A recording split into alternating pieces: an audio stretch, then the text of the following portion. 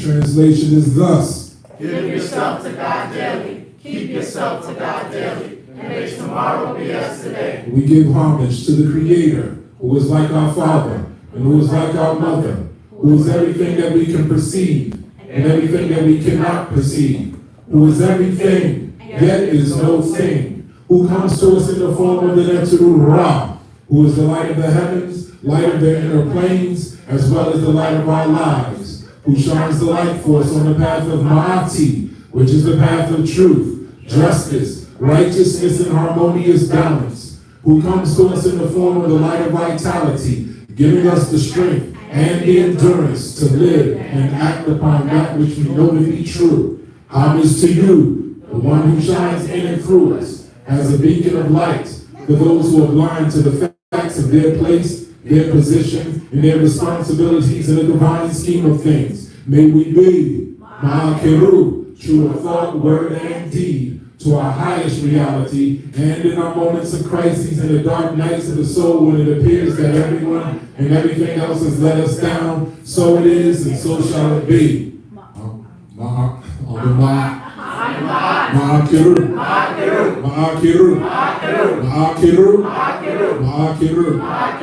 Let me see. You're up. In the zone. Can I get on paper towel or something? I got it. You hear the kids back there stomping. The next generation ready.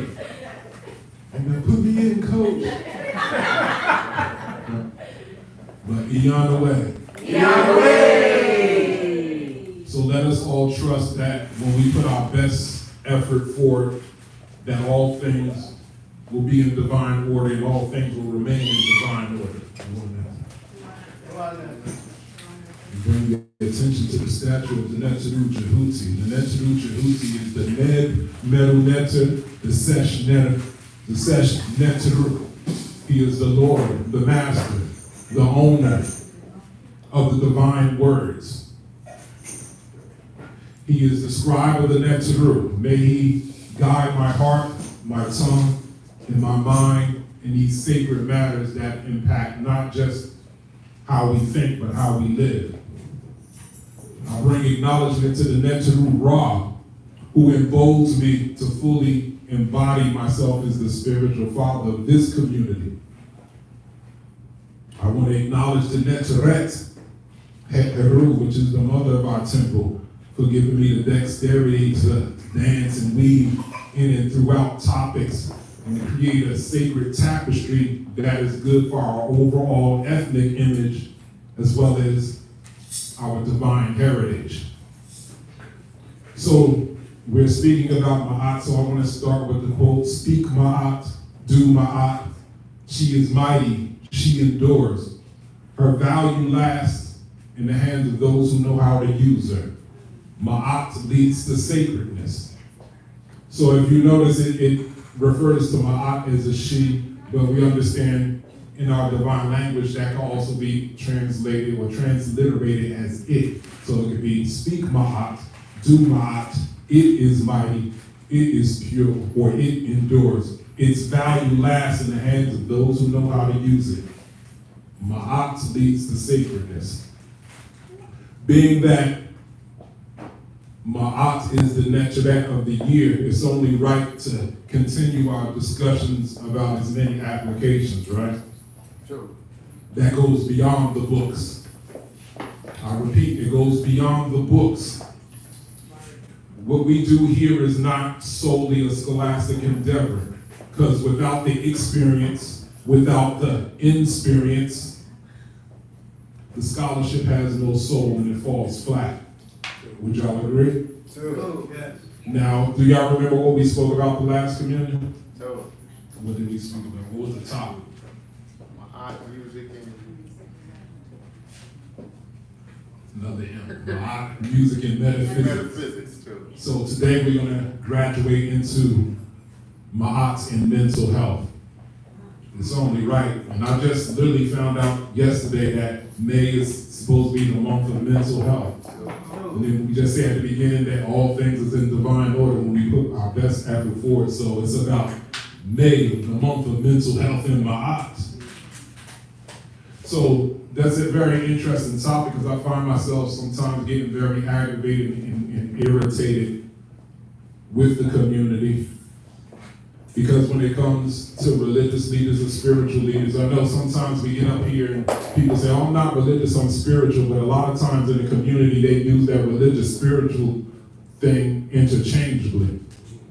So sometimes when it's time to deal with serious things, there's always this criticism. We say in our bag, we talk about the text. I open it up with my the text, and it can be sometimes she, and it can be translated as it. And then sometimes the community gets bored. And then they look at me as a religious leader, and they be like, when are you going to deal with relevant topics in the community? You know, it comes from different angles. They be like, you need to deal with some political stuff because that's what's going on in the community. Then over here they talk about, you need to deal with economics. That's what we need to do in the community. Then over here, you need to deal with mental health because these are the things that's plaguing the community, because a lot of times they think what we deal with is spookism. It becomes irritating because when I do get on those topics and stuff, and it's not to your liking or it undermines your personal belief in things, then people say stay in your lane and go back to the spookism. And literally, that could drive the spiritual leader or religious leader crazy. So it's only appropriate that we deal with the topic of mental health. But first, let us recap and finish our conversation from last time to serve as the foundation of today's conversation. So let us recap. Remember when we said Maat, where we said nature is corrective. Y'all remember when I said that? Nature is corrective. Well, y'all remember when I said the future is not feminine? Y'all got quiet. You're like, yeah, I remember you said it. The future is not feminine. One thing with that, we gotta stop thinking that anything dealing with women is automatically the divine feminine. And anything dealing with men or males is automatically the divine masculine. So people say this thing about the divine feminine as though the divine masculine somehow messed up and the divine feminine is the truth. No, men and males messed up as a poor representation of the divine masculine. And as we know, there's many women and females that's messing it up as proper representations of this divine feminine. Are we clear on that? So y'all understand respectfully when I say the future is not feminine. I said the future is not feminine, but I said the future, our savior or our resolution is in balance. Forget the duality in masculine and feminine. Centeredness is going to be our resolution. Y'all remember that, right? Being centered is halfway on the pole. When we're clear about what's hot, and we're clear about what's cold, we're clear about what's good, we're clear about what's bad. So we have to stay centered to stay clear, right? So if you get biased, then you're automatically out of bounds. So if you get biased and be like, yo, I'm gonna do all good, I'm gonna be all about me, you'll be like, is he trying to say on the low that it's good to do evil? Remember Vampire in Brooklyn? Y'all remember that? Evil is good.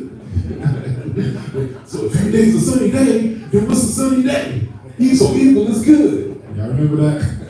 So he was actually talking some real stuff. He was talking about balance. So if you start paying attention just to all good and not that evil at the other side of that pole, that evil sneaks up on you, then it undermines you. And next thing you know, you crybabying about your ancestors and their gods left you out because you were such a good person. And how could they do that to me? But you wasn't centered. Had you remained centered, you would have saw through your peripheral when the negativity was coming. Then now if you get your little feelings hurt in your heart chakra, then you turn your back on everything that is righteous and good and all people that are righteous and good and start thinking that all the people that's indulging in negativity is the one that got all the power, and now you don't see how much good is in the world and that you're missing all your blessings and your blessings. So it's best to stay centered because now you see both good and evil. And there's a quote in the Kemetic Proverbs that says, both good and evil work to advance the divine plan. Y'all remember that? They got us watching TV, and when you see the so-called hero is on the hero's journey, and he's often fighting his shadow self. He's often dealing with issues, right? You got the good guy, he's fighting his issues, whether it's dealing with adultery or doing something crazy or dark, he's dealing with it, and you understand that he's a good guy or a good girl or a good woman, but they're going through some things, and that's the thing that's making you relate with that character, right? That they're going through things, because we all know that we're not perfect. We all know that this thing that everybody's projecting upon each other is actually the source of our stress. Did y'all hear that? These ideals that we're claiming is actually the source of our stress, because now we start grieving and not forgiving ourselves when we fall short, and not forgiving each other when we fall short. And that's part of how and why we're stuck. So you see the hero going on a hero's journey dealing with his dark side. But now you start seeing this new movement in television where everybody's rooting for the anti-hero. How many people watch Power? Remember, Ghost is a drug dealer. What about BMF? The news. Remember, these are stories about how people sold drugs in the black community to build their empire. So collectively, according to all traditions, these people are supposed to be evil, and how could you be rooting for evil people? But as you watch the show, you're like, damn, this brother or sister is a victim of a certain circumstance that was beyond his or her control. You're like, damn, this brother or sister got a mother and a father, and his mother loves him, and she's trying to get him out of it. Damn, this brother got a family, and he loves his wife and his children, and he's only selling these drugs so he can get out of this and go legit and create a new family legacy. So you see the hero on his journey going through his shadow self, and now you finding out the so-called evil person's got to do some shadow work too. And that person is going through some stuff just like the rest of us, and they're trying to figure it out just like the rest of us. So that's why I say you have to stay centered to see the truth in many things, because many things can be true at the same time. Would y'all agree? True. He said nature is corrective. Men and women are equal but not the same. True. I'll repeat that. Men and women are equal but not the same. And when you fail to see the wisdom in this, nature will correct you. There's a lot of conversation about the roles of men and women. You know what I'm saying? Men and women are equal but not the same. And if you don't understand the wisdom and the subtleties in that, nature will correct you, and it's not going to feel good. Okay? So you see me standing up here, I'm 6'3", such pounds. Like, what was that? So I'm gonna ask the brother, so based off of my height and my stature, what sport do you think I would be ideal for? Football. Yeah. And then so I said sumo wrestling. Damn, sumo wrestling? You said football, not basketball? Basketball too? No. Not basketball. You short for basketball. 6'3" is short for basketball? Maybe point two. Yeah. Too solid for basketball, not short. That's too solid. Okay. All right. I mean, especially when the Chill. Actually,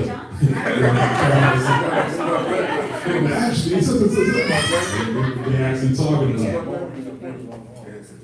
Y'all feel me? It was just a hypothetical. But thank you. Good.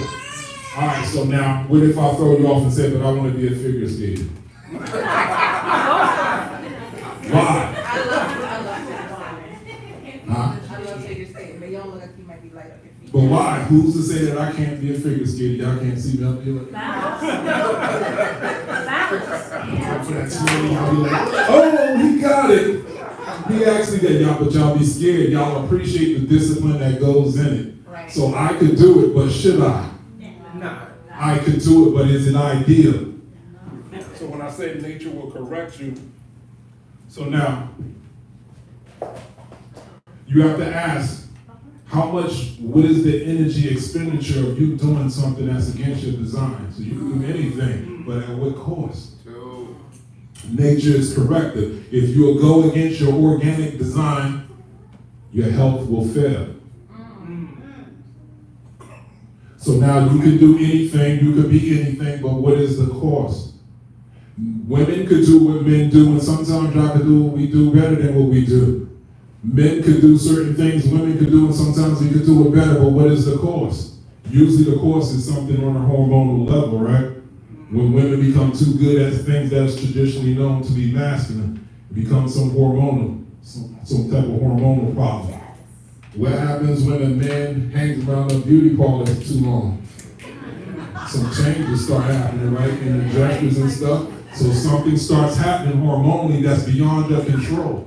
So, and he won't know it when he's there. He's thinking, he left this chill with the girl. We just having a good time.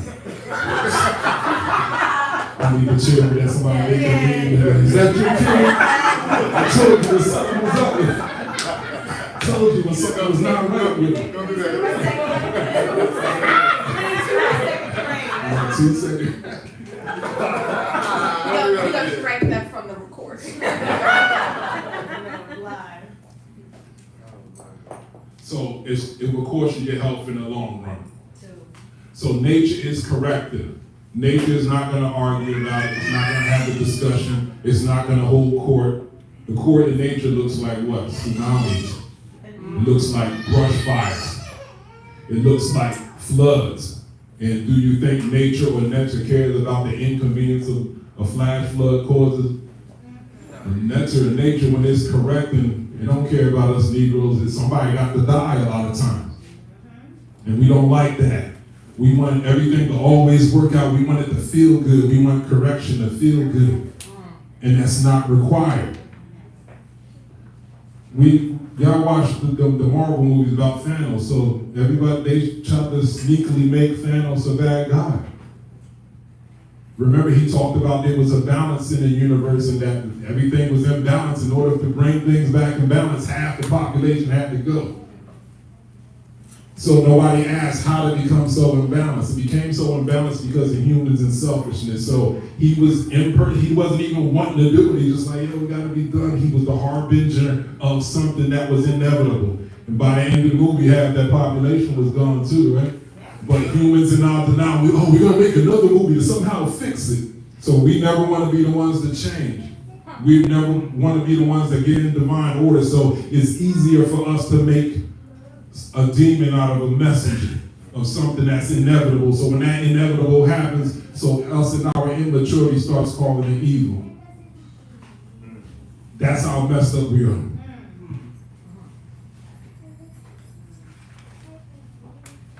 So nature is corrective. We spoke about Will Smith, right? We spoke about how he checked himself into a behavior institute after the slap incident, right? Did y'all know that?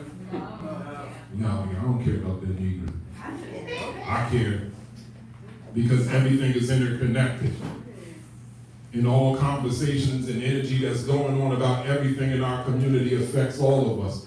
All of that affects our overall ethnic image, so we're required to have thoughts about these things. We cannot live in this bubble and be like, what happened? Word? Nah, you have to be in the know. And the African proverb says there's no excuse for ignorance. We have to have educated opinions about everything that's within our purview. So he checked himself into a behavioral institute after that. Then after that, he took a trip over to India for a spiritual retreat. Did y'all know Will Smith was a very spiritual person in spirituality? So he was seeking his balance. Because understand like this, so everything starts with spiritual beings having a what? So everything starts from your spiritual state of being. So if there's a disturbance in your spiritual state of being, it's going to affect your behavior. Whatever affects your behavior is going to affect your decisions that you make. The decisions that you make is going to affect the quality of results that you get in your life, right? So he did something that he thought was right that wasn't right at the same time. So he did the right thing, but it wasn't the right thing at the same time. It disturbed his spirit. He had to go get his behavior checked. That wasn't deep enough. Now he had to go back to the source. Like, I got to get my spirit right. So in the court of public opinion, everyone felt he was wrong. But as a man, he was right. You should defend your wife. But according to the court of public opinion, his wife wasn't worthy of defending. Now, there may be some truth to that. So we have to ask, was his wife divinely paired with him? No. Y'all do that, right? Y'all didn't go, oh, that's deep. I ain't thinking. You're like, no. So check it out. If not, then his union was never blessed, and there was never anything that he could do to make anything right, because it was never blessed from the start.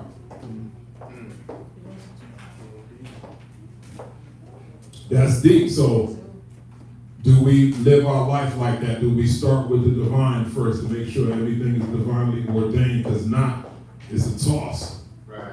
And he's learning the hard way. How many years they've been married? So at least 20 years for something that was never meant to be. So he did all the right things, said all the right things, but if it wasn't meant to be, it wasn't meant to be. And imagine all the life force that got wasted that could have went on the right person. So it's done cost him his reputation and his money. Could that be the source of his mental disturbance that's going to negatively impact his mental health, since we're talking about mental health? So I came across an article, and check out this. The article says, religious leaders struggle with burnout, depression, and anxiety, just like the rest of America. Everything is a divine order. I was fascinated about this article because I can relate. These days, everyone is challenged, the clergy as well as the community. We're living in every belief that we have is being checked. Thanos is coming. No stone is going to be left unturned in which you claim that you believe and which you claim that you stand on. And for some people, it's breaking them mentally. Some of the people that you thought was the most thorough is breaking them mentally. Doesn't mean that they're bad people. It's just like we're all being tested to the core on what we believe or what we know to be true. We're saying in our prayers, we're standing on what we know to believe to be true. Spirituality doesn't protect you from life, but spirituality does help you have the tools to process your life's experience. So the article says, between dealing with frustrations inherent to the job, the pandemic, the article was based off of what's going on with clergy coming out of the pandemic. So, between dealing with frustration inherent to the job, the pandemic, and political polarization, pastors or clergy are suffering from burnout, and some are calling it quits. So they're not just stressing, pastors and clergy are just straight quitting across the board. It's happening in the Jewish community too. So the pastors and rabbis are not refreshing, so the old rabbis and stuff are dying and the young people don't want to do it. I know people that's nationalists in their thing like, that's good, it's the wrong religion, the religion is responsible for something. And I'm saying this is clergy across the board, because the clergy is responsible for guiding the people. But the times are so stressed that the clergy is finding it hard to give answers to some of this crazy stuff that's going on. They're like, damn, this ain't in Revelation. This one wasn't in Matthew. Oh, wow. Ooh, I don't know. And all this time, the past 100 years, everyone's been teaching that these holy books had all the answers. All you need was Jesus. All you need is the Surah. It says sometimes, or I say sometimes, dealing with the community is like a bottomless hole. People are just needing and wanting, and there's nothing ever sets and nothing ever holds. So that becomes stressful for anybody that even plays with the idea of trying to lead somebody. I'm seeing several brothers in the conscious community is officially mentally ill because they wasn't ready for what they thought they was playing with. They're figures who people thought was Kemet. So when you see our doors is not full up, it's because they follow the mother together. And now they learning that those two brothers was not serious as they thought they were. Those two brothers were not covered. It's a lot going on metaphysically in the air. Not to say that they're bad people. I never, even though I don't agree with the brothers, I never wish harm on nobody. In my own way, I hope everyone wins. So I see the shortcomings and be like, he's young, he'll figure it out. But now I'm seeing literally mentally ill to the point that they might harm themselves or get deleted. That's how serious it is out here. One pastor said this, check it out. He said, standing in line at the grocery store on his day off, he caught an anxiety attack. And he said, he interpreted it as, he said, this is my body's way of communicating to my soul that this is no longer sustainable. And some people are like, well, it sounds like the brother needs therapy. He was already in therapy. He was already getting direction from spiritual counsel in his temple and church. It's still called an anxiety attack. So what is it? What are you going to do? How do you process your experience when you feel you did everything right and you still catching an anxiety attack? This is the stress that religious leaders are finding themselves like. What do you tell somebody like that? Because there tends to be a train of thought that, we keep having a person focus on themselves and take responsibility. But after a time, that debilitates a person. They're like, damn, I can't get nothing right. But what happens when they appear to be doing things right and they still suffering the same fate as somebody that was just straight messing up? He said that was the point of no return. He interpreted it as when your position is giving you anxiety attacks, it's time to give up the job. See, now that's dangerous in religion or any religion because we like to believe that religious and spiritual leaders are divinely ordained, right? So how do you quit without God's permission? So now you're making the religion look bad. So was it God? Was any of the things that you said and guided us in divinely inspired that you could just quit like that? So you're not interpreting the anxiety attack no other way. I'm not faulting them, I'm just saying this is what's going on. So imagine, like, is quitting the answer? Y'all know Hemet has anxiety attacks, so should Hemet quit?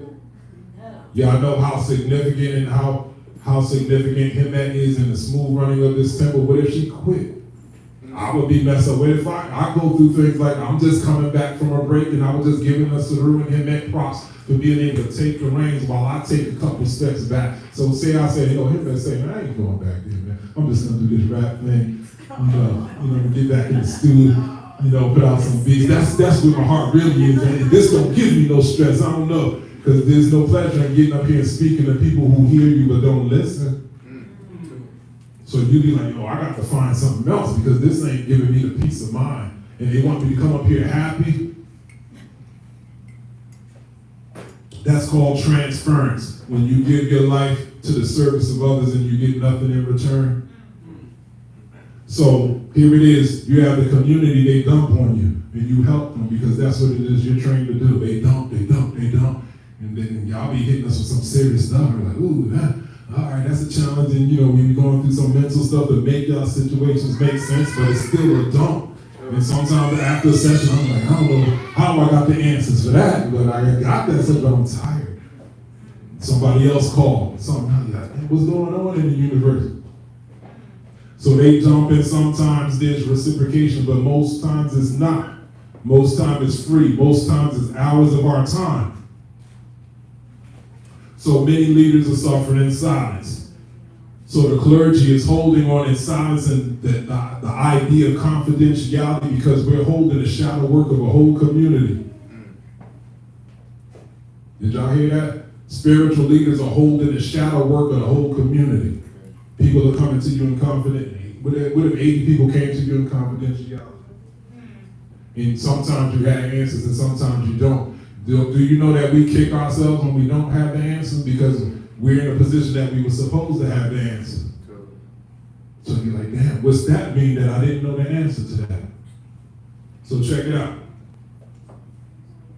On March 2022, 42% of clergy considered resigning. That was just a couple months ago. 42%, so that's nearly 50%. March 2022, 42% of the clergy considered resigning, up from 29% January 2021. So 29% was thinking about quitting last year. So not even a whole year, it went up. It says the 3 biggest reasons why clergy is quitting. Y'all good? Mentally, like, I demand to get back into the normal palette and translate the letter nuts. I didn't come to hear that. I didn't come here to deal with stuff that's really impacting our lives like right now. Talk about some ancient stuff. We need a positive distraction. So, once again, the 3 biggest reasons cited why clergy is just dropping the mic. Number one, immense stress. When you get up here in front of people claiming that you got some answers, people are always going to criticize that you're not doing enough. You be like, what? I just did such and such for 30 years. What have you done for me lately, though? Maybe Janet Jackson. What have you done lately, though? Like, yo, I recreated a whole legacy, but what have you done lately, though? That's cool and stuff, though. 2, feelings of isolation and loneliness. Remember, so when I say clergy, just automatically translate that for us as priests and priestesses. Feelings of isolation and loneliness, because people project ideals onto. Remember, I said that lesson about an avatar. I said I'm standing in front of you, but in your mind, you think you know who I am, and which you think you know what I'm supposed to be. So in your head, you got me as this perfect person, and you don't really see me. You don't really interact with me. So on a physical plane, if I do anything that contradicts your avatar in your head, you're not feeling me. You judging me like, oh man, I'm seeing them all wrong. Now, yeah, you was seeing it all wrong. So oftentimes, the community's whole faith is riding on the personal example of the leader. I repeat, sometimes the faith of the whole congregation is riding on the personal example of the leader. So if the leader falls short, it breaks the faith of the whole congregation. Some people quit because they really believe that their pastor or whatever was perfect. They be like, oh man, this Negro got sick. I thought, he crying, she crying. I thought prayer was supposed to protect you. Why is she grieving over her dead mother like that? I thought people don't really die. You know, these people have these weird judgments that go on in their head. So these things make spiritual leaders feel isolated. They be like, nobody understands, and not only do they not understand, they don't care. They're not trying to understand. Nobody cares about what the leadership might be dealing with. 3, political division. Remember, this is talking about coming out of the pandemic. So immense stress, feelings of isolation and loneliness, and political division. So for us, that translates from the community. We get these criticisms of not being black enough. You're like, man, I'm African-centered. I'm more than black. We more than black at this point. Y'all not black enough. Y'all just rocking Italians. We live the thing. We ain't perfect, but we doing it more than all the people that's talking it. So for some, you're not black enough. Some people go, oh, you're not sensitive enough to the LGBTQ. And you know, you got us tiptoeing on stuff that we got strong stances about and trying to back people up in corners. They got the church changing their stance on something that was supposed to be from their deities and stuff like that. So they got us not being able to stand unapologetically. They're trying to get us not to be able to stand unapologetically on our principles. And then the next thing, oh, you're too black. Oh, you're making the white folks feel uncomfortable. They're not going to give you the grant if you're too black. Maybe we should change the name. Maybe just wear all black. Army Cal, can you take the African part of your hat off? Because that's intimidating. While anxiety symptoms rose from the clergy between 2019 and 2021, the percentage of the clergy with elevated anxiety symptoms doubled between 2016 and 2021, reaching 16%. The attributed raise or increase came from political polarization. What did it say? 2019 to 2021, 2016 to 21. That means the shenanigans Trump was doing stressed people the heck out. I mean, is this your president? You know, like when he won, he was like, oh, this goofball in here, and people stressing each other, who voted for that dude? Such and such. Now, he went with Biden, he's like, is this you? Now, this dude can't even remember a sentence. Is this your kid? Y'all voted for this dude? We need to get Trump back. And you like, everybody forgot that he was talking junk about Trump. So this is that political division. So people have been leaving the churches because the pastors didn't pick one of these people right. So you're like, yo, how did politics get into spirituality? Check it out. So we had to deal with the Trump shenanigans and the Biden bull. The pastors who matched their congregations politically had average anxiety rates, but those who reported being much more liberal than the church members had startling high rates of elevated anxiety. What's the translation of that? Did I just say? I summed that up. Say it again. Shoot, no, you said it again. I asked you. Say it again. Those who kept this more so on their stance had less anxieties than those who it was just kind of like floating around to make the community feel good. So pretty much, yeah, yes men. It was safer to be yes men through the pandemic. And if there was anything that contradicted what was making people feel warm, safe, and cushy, that put the leadership under some stress. And I can relate with that. Because when dealing with the vax discussion, I felt I had to deal with that whole thing. Because there was a lot of weird narratives going on and stuff. And y'all have to understand, y'all not coming here to hear my perspectives on things. You're here to hear what is the Kemetic perspective, what is our ancestral perspective on how we supposed to be thinking about this thing, right? And that's what I was standing on. We're supposed to be spiritualists, we're supposed to be into nature. Then I find out that half the people are scared, and I understood. I just didn't know that at the time because I thought we was all on it like that. So I apologize if I hurt people's feelings or made people feel uncomfortable because that wasn't the intent. I was just thinking that I was bringing but all that being said, that was an elevated level of anxiety for me. To put something down and to encourage people and try to empower people just to find out that they were scared and they be like, yo, we need to go with science on this. So if that's science, then what was it that we were doing? We keep talking about that thing comes from our thing, and our thing is spiritual science. So if that was science, then are we playing around? Are we just playing dress up? So when real crises come, we need to just get in line and follow the professionals. So if they're professionals, then what am I?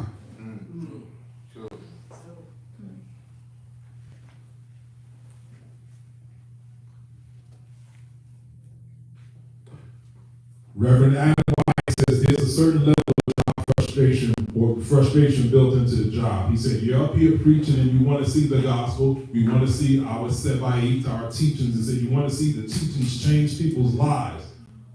Right? Like that's what we do as clergy. We want to provide some answers, some solace, some comfort, some perspective. But this is what he says, you want to see the gospel change people's lives. And as you get to know people, you realize that they're struggling with a lot of things. They're not struggling with sin, they're struggling with life itself. So that's the thing, that's the Christian thing. I'm just doing a correspondence with the clergy across the board. Even in the ATR tradition, people are struggling with life itself. And here it is, our religion is called Maat, living in true life. So there's a way we're supposed to be living. But in that way that we're supposed to be living, we're finding out that people are going through some struggles that's not always in their head. There's some weird things going on right now. There's some weird things coming down the pipe, and I don't even know what to think about some of it. Some of it we just gonna have to endure through. Sometimes you just gotta hunker down and stand on your principles. Sometimes all you have is your principle. And you can't just hide in books talking about your ancestors. We're ancestors for people 3,000 years from now. So what are we doing? How are we navigating the situation? That's how we gotta see it right now. Our ancestors can't save us. They're in us. We're gonna have to figure some stuff out. For now, you know your ancestors, you know your gods, you know your rituals and stuff. So you gotta do that thing. You gotta see what it do. It's game time. We all in the game right now. Nobody's on the bench. All beliefs is going to be checked. We're going to find out what's real and what's not real. Ain't that one of the principles of initiative? To find out what's true and what's not true. We about to find out now. Pandemic stress. So pandemic stress. Clergy felt like no matter what they chose to do, someone was upset. I repeat, the clergy felt like no matter what they chose to do, someone was upset. Close the church and go online. People complain. Because then people blood of Jesus. I thought y'all, why didn't y'all just lay hands? Why didn't people bring the people from the hospitals to the church? Why didn't y'all just lay your hands in the Holy Ghost? So y'all don't really believe in y'all. I've seen people have this conversation. So you close the church and go online. Complaints. Reopen and ask the congregants to wear masks. People complain, oh, you're jeopardizing our health. Everyone needs to get vaccinated. Fail to articulate one particular political party over another, then people are leaving. On top of this, it says the pandemic meant that religious leaders are now expected to be de facto experts in public health, technology, and social media. So we got some extra stuff attached onto us that was already hard. So pastors, clergy, everybody's running away. So this thing is not looking like it's a good look. If cats gonna be having anxiety attacks, so after anxiety attacks come heart attacks and strokes, it's a progression. So if this thing, that service was supposed to feel good, I was supposed to feel good helping people, but it's killing cats now, you're like, that profession is about to be out of here if it's killing clergy.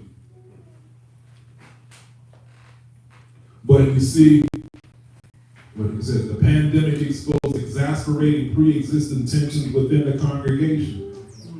So now that it ain't about the pandemic and stuff, you find out that people just don't like each other.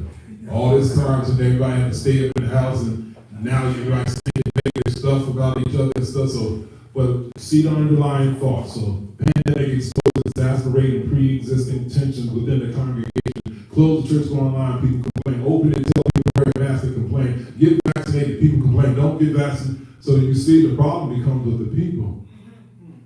That the people cannot and will not be satisfied, but demand that the leadership try to satisfy them. So leadership, spiritual leadership is tapping out. They're like, I can't do that, I can't mess. That's why I have to do my music thing real quick. I'll be like, just, hey, sit, and tell them to pray. Hey, but for real, like, what do I say after the point? I'm just gonna ask, did you pray? Did you do the spiritual cleanse? Did you get a reading? Something. They want to hear from me. But will you do it? The question is, will you be taught? Will you learn? People say they want to learn things, but will you be taught? That's the question. Will you be taught? You said you want to learn, but will you be taught? That's a process. That's a process that requires you to cooperate. You don't just get to show up and just receive. You're supposed to receive to cooperate. After the cooperation and the interaction with the leadership or the teaching, then change comes. A Jewish rabbi said, it's a hard time to be a moral leader in these times. Social media exacerbates the phenomenon. So now now people are no longer going through the seminaries to become pastors no more. Rabbis, the whole part is dying off, and the younger generation don't care about it no more. Longitudinal studies show that clergy who have higher spiritual well-being are less likely to become depressed a year later. Meaning those who know how to keep their energy up, they're less likely to be affected by all of these things that I'm talking about. They also found that elevated depressive symptoms are associated with burnout a year later. So when you start feeling burnt out, they're saying a year after you start feeling burnt out, depression starts kicking in, the spiritual leadership. So now it gets to the resolution of the article. It says if clergy feels themselves starting to become depressed, they should do the things that are helpful to anyone with depression. By the way, does anybody know the so-called definition of depression? What's the most popular one that goes around? What is depression? They say depression is rage turned inward. So the spiritual leadership are angry because they feel impotent. Well, in one sense, they have answers, but the people don't listen. In one sense, they don't have answers and they don't know what to tell people. And that makes you angry because you signed up for this thing to help people. And the people won't let you help them. And in a sense, you can't help people, so you're angry. You're angry at the people, you're angry at God, or you're angry at the government. You're just angry. So that deflates your sense of self-worth sometimes. So they're telling you, you got to do the same protocol as someone that goes through depression. It says get therapy. It says medication. I'm not saying this is what we all should do. I'm just saying this is what they're saying. And so we're going to continue the conversation because this is supposed to be about mental health. It says therapy. A lot of spiritual people get therapy. Medication. I don't know too much about that. It said physical activity and time outdoors. That's very significant for us as spiritual people in our tradition. Time outdoors. As mental health symptoms loom, people are prone to cut back on the things, including spirituality. So when y'all going through things, who in here can relate to pulling back even from your spiritual practice? Just two people? Y'all lying? See, this is why I want to quit. This is the engaged lying. Lying.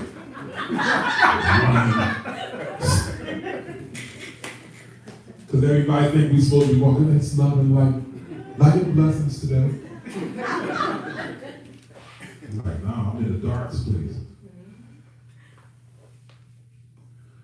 It says they shall hunker down on any kind of spiritual practice that improve their well-being, which may help them prevent depression and anxiety.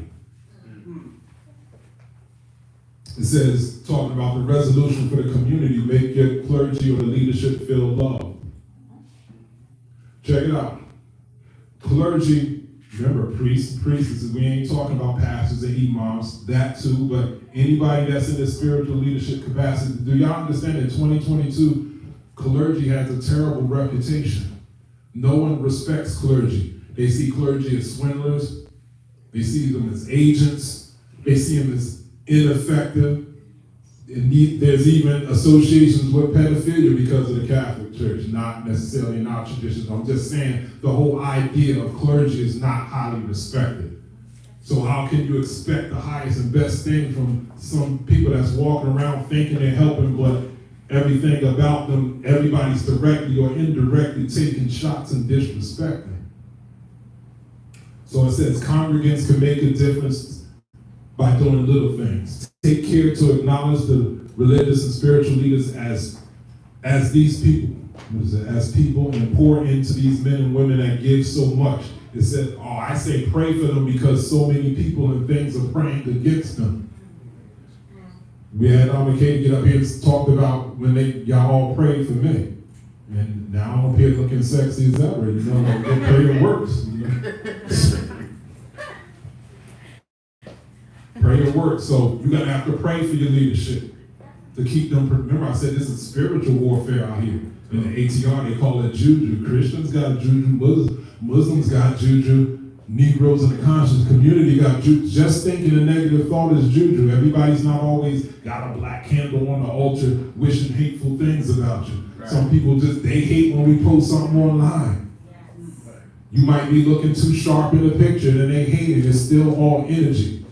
So now here we are a day where everybody's online several times a day. So imagine somebody hating on you several times a day. That stuff is in the ether and it don't go away. So if it's not going away and our community is not doing anything to disperse it, eventually it condenses down. Then it eventually starts affecting first the leadership. They say when the head is sick, the whole body is sick. So if they get the leadership, the rest of y'all is a rat too. Y'all can't talk about, he should have did this or she should have been better. You be like, that's a symptom that is coming for you next. So we got to fortify the whole body from the head down and from the feet up. It says, it just says basic stuff. Ask them how they doing on vacation or whatever. I ain't going to tell you what to be asking us or anybody else. Just say, be considerate and understand the people that's holding these titles of clergy are whole people. It's not just a Nasud, it's not just a Himmet, it's not just a Baba, it's not just a Nana, it's not just a, Igenifu or Mambo. They're whole people that's living lives that's dealing with stuff just like you and actually dealing with your stuff. So lastly, it says, research has found that when clergy feels loved and cared for by their congregation, they do better. And they concluded with that. Now it's interesting. So we talked about mental health and clergy, but I said everyone's challenged in this day and time. So the clergy as well as community. So now we're talking about the contrast between mental health and mental illness. That's what the month of May is really talking about. What's happening with people? We see this uptick in mental illness that's going on, and I don't think it's really an uptick. I think it was always there. It's just social media just on 24/7. So it's seeming like it's more is happening. No, you're just paying attention more. And y'all know, you watching your Facebook, you see all types of weird stuff. You're like, why am I bugging watching this crazy stuff? You be watching some violent stuff. You're like, damn, this ain't TV. This is real. People is doing crazy stuff. You be like, okay, you waiting for a joke to bust out. These cats start fighting in a restaurant. You be like, what the heck is going on? Like, first of all, why is people posting that? Right. That stuff that's going into your mind, that's going into your conscience. And you go like, damn, that was crazy, but it's in there. Another go back and call, oh damn, that was crazy too. And everybody's venting online. They're using the Facebook and stuff as diary. Like, yo, that should be in your diary or something like that. Like, everybody's putting everything out there. So it's a lot of psychic pollution going out there that you got to sift through to keep your sanity.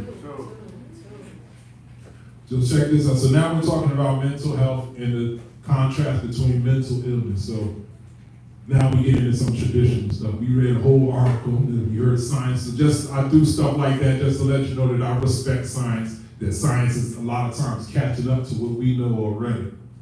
So we can't shun it. It's just a different approach. They got a different approach to come up to conclusions that our elders and our ancestors already did. But check this out. This is the same. When we talk about mental illness, people are like, well, what y'all doing for mental illness? That's plaguing the community. That's the community. Whom the gods want to destroy, they first make mad. I'll repeat that. Whom the gods want to destroy, they first make mad. What is that? Retranslate that. How to say that in English? 2022 English. How would you say that? Whom the gods want to destroy, they first make mad. They're waiting for you to hurt yourself or Going insane. yeah, like. You said they're waiting. If depression is rage turned inward, and you have lack of control of thought, lack of control of action, and you're made mad, then your energy is going to be wasted. It's going to be, wasted, and therefore you're going to suffer. Y'all heard it? Do y'all agree? Remember, many things can be true at the same time. Go ahead. I would say just self-destruction. Self-destruction? That's it. I was thinking anger is a gateway for lower energies. Anger is a gateway for lower energies to consume you. But listen again. Whom the gods want to destroy, they first make mad. Crazy. Crazy. That kind of mad, crazy mad, or mad? Yeah, crazy mad. Remember, it's mental illness. What people are calling mental illness. Whom the gods want to destroy, they first make mad. Meaning, when you see a so-called mentally ill person, that's a sign of a curse. So, in that African traditional system, a curse comes from a violation of a taboo. So it's not always something somebody did to somebody. That person might have broke taboos consciously or unconsciously that brought this thing down on. So we have to have this conversation. So why would the gods want to destroy someone? Because they broke taboo. You're like, well, how was they supposed to know the taboo? They didn't know, it was unconscious. Remember, in African tradition, there is no excuse for ignorance.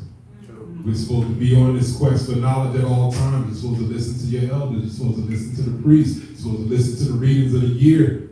No, there's no excuse. But we living in a time where everybody's thinking they're good. They want to be lone wolves. I don't need a leader. I don't need nobody telling me what to do. I know my spirit told me. You got to see how that could lead you into some trouble. First of all, who are these gods? Who and what are these gods? So we're going to go from traditional, then we get into esoteric, then we get into science.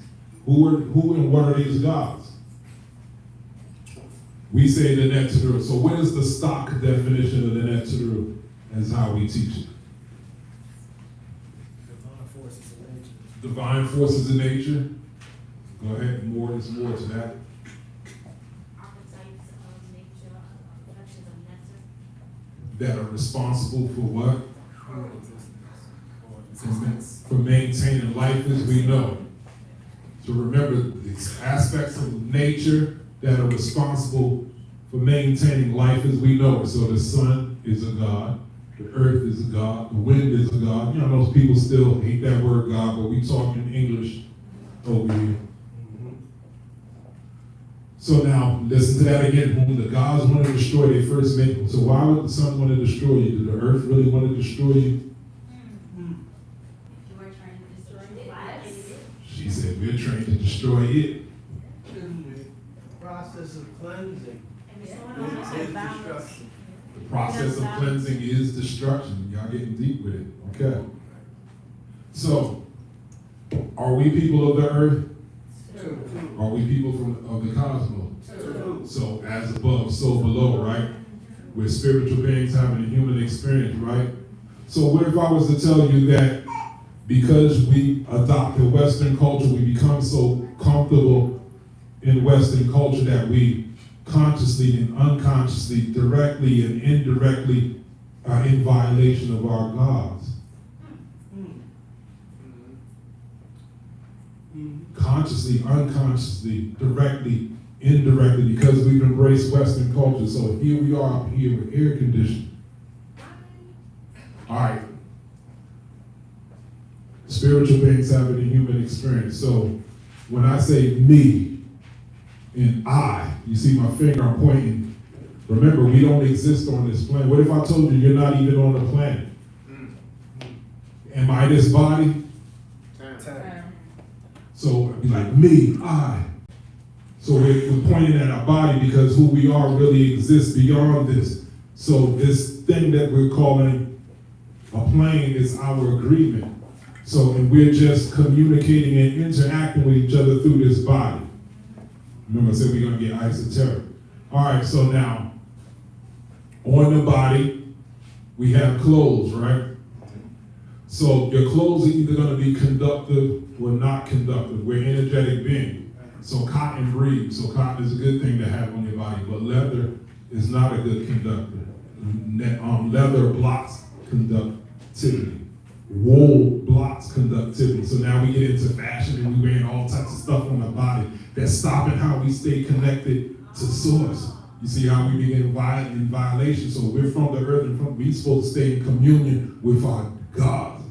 So when we willfully stay out of communion with our gods, and when the gods want to destroy, they first make mad. He's like, these Negroes out here praying for change in the world, and they trying not to listen no more. They trying not to stay connected.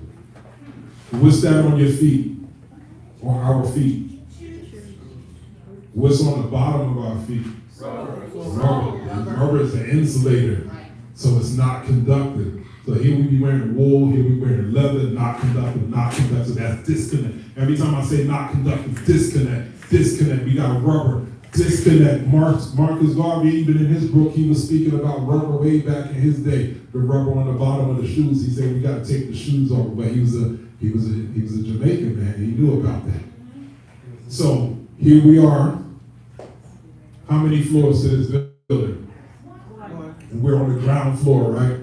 And we still are off the planet, so we got rubber under our feet. Then what about this floor? What is this made out of? Fake wood. So do y'all think that's conductive? What's under that? Concrete. Is concrete conductive? It's about several feet of concrete because it's about several feet underground because you got to build the foundation. So here we are on the ground floor, we're still not on the ground, so we're not even on the planet. With all these layers between us and our gods, breathing in essential air, false frequency from these lights. So now, do y'all believe that there's any truth to the idea that there's esoteric transmission from the sun to us? Do y'all believe there's esoteric transmission from the earth to us? So all of you that's in yoga, y'all do breathing exercises, right? So in yoga, so y'all understand that breathing is not just about oxygen, it's about that thing called what? Prana. So there's a mystical transference of energy. So here we are not getting good prana, we're not getting the magnetic energy from the earth, we're not getting electricity from the sun. Is it a wonder that we're not losing our mind? Could you see how that could contribute to mental imbalance? Remember, according to the article, it said spend more time outdoors. Remember, it said when you're feeling it, when spiritual leadership, spiritual people are feeling out imbalance, you need to physically exercise. You need to generate some energy, because everything that we're doing is dumbing down our energy. So you're like, yo, you gotta move. So there's a thing when it's called the piezoelectric effect. So when you have a crystal and you squeeze your crystal and the heat from your hand and you squeeze in the crystal, that creates something called the piezoelectric effect, meaning it generates a magnetic field by you holding that crystal. So that's how you activate your crystals, by squeezing them and thinking, and you charge them with intensity. So you have minerals in your body, so every time you move, you're creating a piezoelectric effect. So now you see why people do Tai Chi. They're generating electromagnetic fields every time they move a certain way. Yoga posture, electromagnetic effect. That's why they say they don't know that's what yoga is about. They think they're just talking about exercise. But that's good too, when we do spiritual exercise.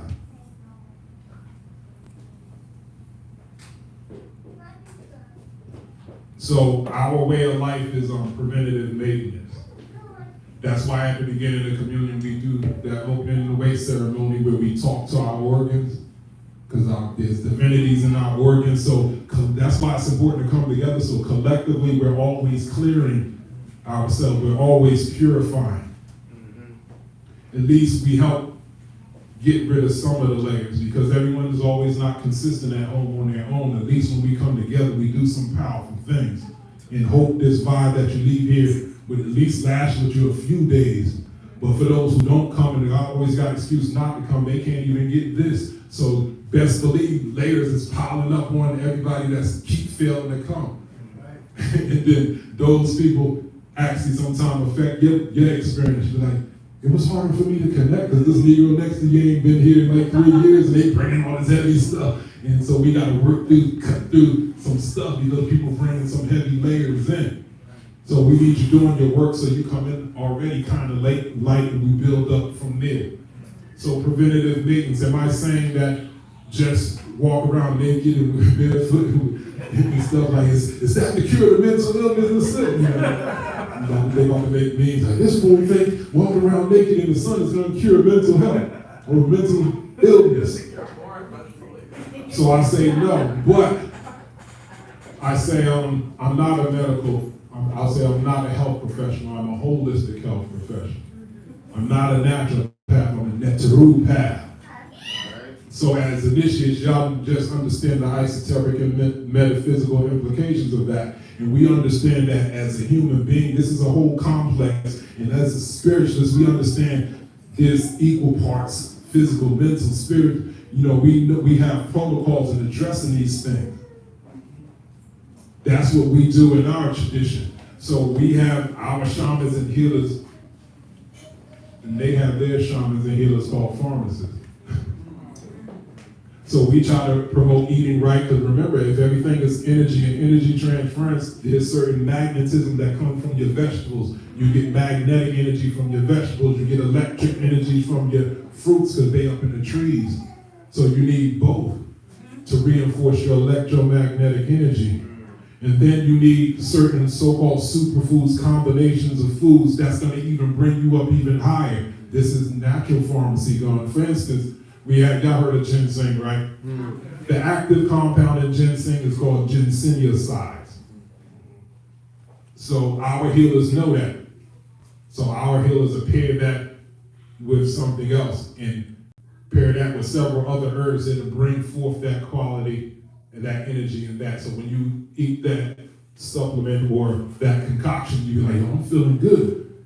Because that concoction activated and stimulated the ginsenoside. So now, respectfully, the pharmaceutical industry does the same thing. They separate that ginsenoside, but they expand by 100 times. What we do might be 4 times the power. They go 100 times the power, because they always go overboard. And then you take their thing and be like, yo, I'm feeling good, but is this an ear growing on the back of my neck?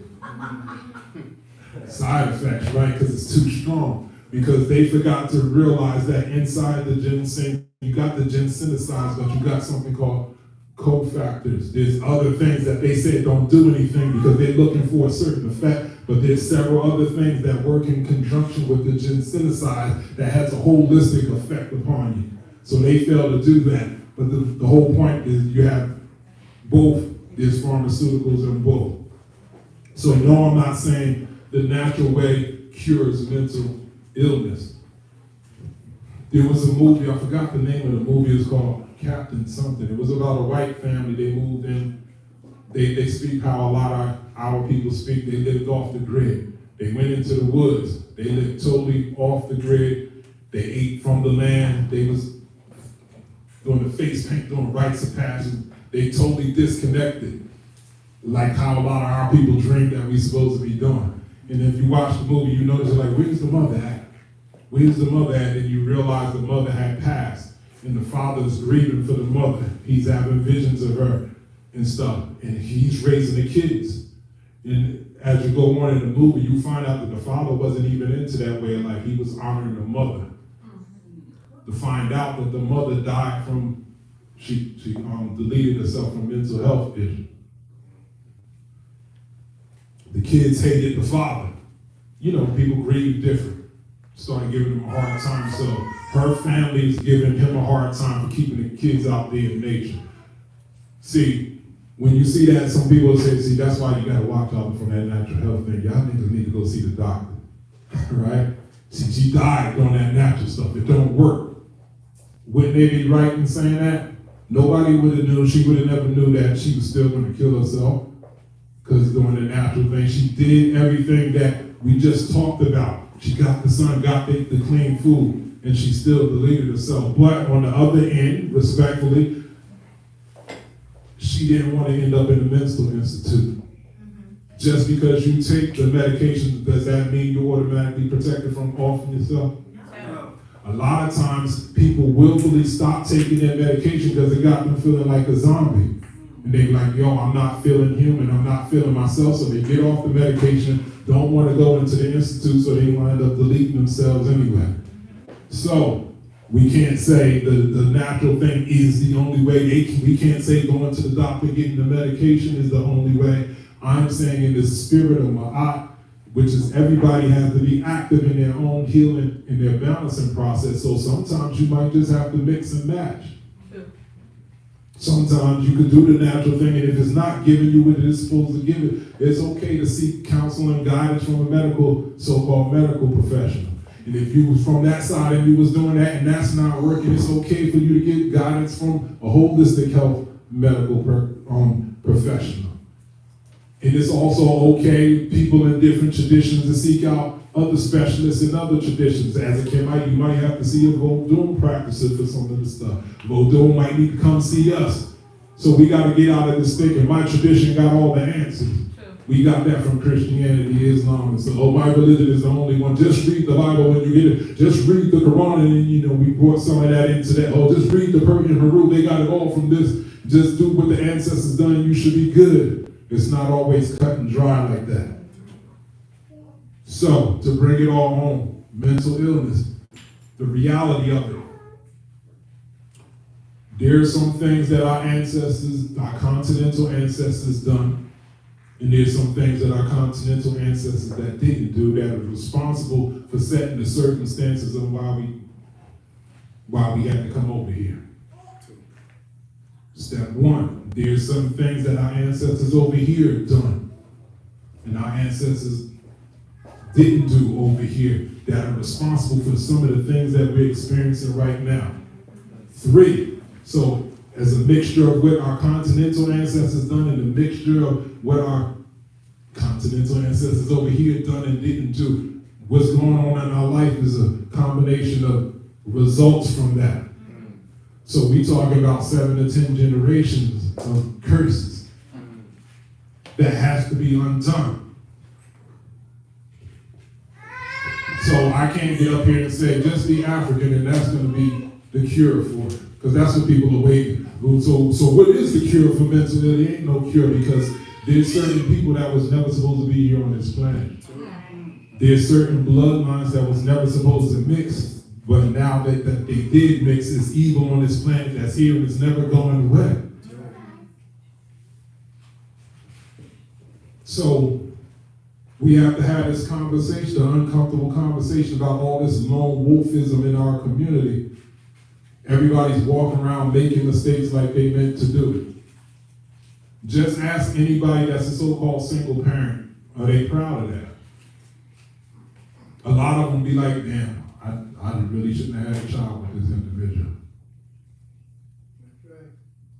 And there's a lot of that going on, like it's a significant portion of our community as us as Africans in America, the byproduct of that. So there's no quick fix to this mental illness thing because it's a result of things that should have never been done. Exactly. But they even say in the Bible got that right, the sins of the father come upon the offspring up into the 7th generation. That's in the Bible. In the African tradition, they go 10 generations deep. That's why I said 7 to 10 generations. So we're suffering from things that was done 7 to 10 generations. So there is no quick fix. Islam is not the fix. Christianity is not the fix. Kemet is not the fix. The fix is we gotta reconstruct the code, and everybody gotta get back on code. The fix is we got to go back to listening to the elders and the priests and the readings. The fix is we got to go back to arranged marriages. Amen. Okay. Where you got to get the blessing from the ancestors, blessing from the elders, and blessing from the priests. That could save a lot of headache. So this thing, this situation that we into, just like how it took 7 to 10 generations, at least 7 to 10 generations to get us here, it's going to take 7 to 10 after us. So stop thinking this change that everybody want to see, we ain't going to be around for it. We the ones that got to set the ground for it by bringing structure and order, and everybody got to swear by the structure and order. These are uncomfortable truths that we're talking about. So just like the negative seeds were planted 7 to 10 generations, and they're coming into fruition through our disease and our proclivities towards high blood pressure and diabetes and all mental illness. So the only way, remember, I think the saying is when you focus on the thing exclusively, it becomes it becomes a physical state. So we got to use the same metaphysics consciously to counter what was done. We can't make the evil people and the evil mixing of the genes. We can't make that go away. You can only start doing things right for several generations, and 7 to 10 generations, the seeds that we plant are gonna flower. That's the only resolution. Until then, you're gonna have to endure, baby. We're gonna have to endure. That's right. And there has to be a lot of checks and balances on this off-code behavior in our community. So it's like, no, you can't just do your own thing. You're serving evil right now. You're serving Isfet. Your spirit was wrong. People, oh, my spirit told me that your spirit is wrong. How has that been working out for us? So it goes back to the beginning, preventative maintenance. Right. Our legacy is one of preventative maintenance. So we have to go back to speaking Ma'at, do Ma'at. Ma'at, our ability to recognize truth and live and act upon what we know to be true, that endures. The value of those who know how to do that lies in the hands of those people. And that is going to lead you to sacred. It says Ma'at leads to sacredness. So when you become balanced, when you become centered, when you become holy, you become righteous. We got to get back to that. We got to stop thinking being righteous and holy and cultural is corny. We got to make it cool to be spiritual again. We got to make it cool to be positive again. We got to make it cool to be smart again. We got to resurrect and establish our own narrative and our own so-called swagger. Stop imitating the rest of these fools out here, because they clearly don't know what they're doing, and they're leading us all over the place. So I'll leave it on that. So we're going to do a part 3 next time. So I think we checked all the boxes today, right? We did culture, we did scientific, psychological, mystical, magical, lyrical, miracle, spiritual, everything. So let's stand up and close out. Thank everybody for their time and their attention. Say Shimmy and Matat. Shimmy and Matat. Brothers right over left, sisters left over right. Do you knew Uncle Johnsonet? Do you know Uncle Johnsonet? Open up, give energy around the room. Track your foot, bring it into the heart chakra. On the count of 3, ground with your right foot. Wa, Sunu, Shemet. All right, that's it. That's it.